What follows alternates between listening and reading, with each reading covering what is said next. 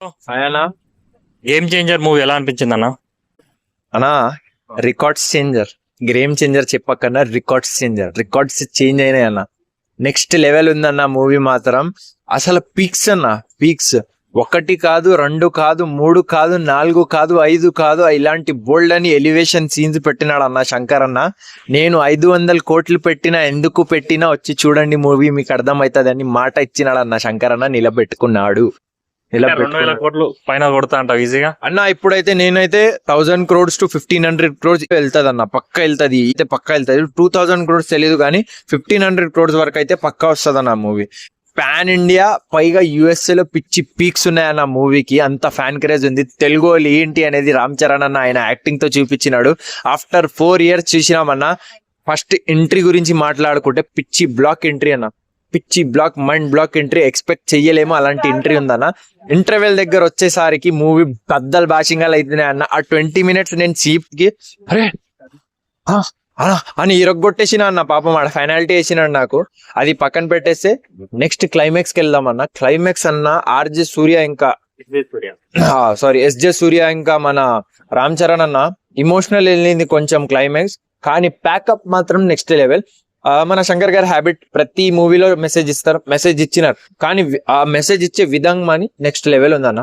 Movie మాత్రం ఫ్లోలో వెళ్తుంది, సూపర్ ఉంది. పొలిటికల్ డ్రామాటిక్స్ ఎలా ఉంటది, అది చెడ్డ వాళ్ళు వస్తే ఎలా ఉంటది, మంచోళ్ళు వస్తే ఎలా ఉంటది. రామ్ చరణ్ అన్న 1 కాదు 2 కాదు ఉన్నాయి. పోలీస్ ఆఫీసర్ గెటప్ అయితే నెక్స్ట్ లెవెల్ అన్న.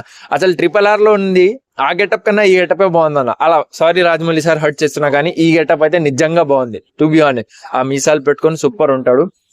ఇంకా పంచ వేసుకుని అయితే ఇరగ తీస్తున్నాడు మా అన్న.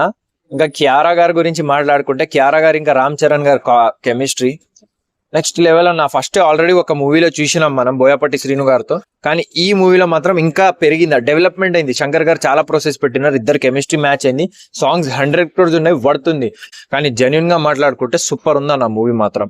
ఇంకా సాంగ్స్ 100 crores పడుతున్నాయి, 500 crores మూవీకి పడుతున్నాయి. సూపర్ అన్న మూవీ మాత్రం నెక్స్ట్ లెవెల్ అన్న. తమన్ గారు తన BGM లో తన మార్క్ చూపించారా? ఎందుకంటే ఇంతకు ముందు శంకర్ గారు అన్ని సినిమాలకు AR రెహమాన్ గారు ఉన్నారు.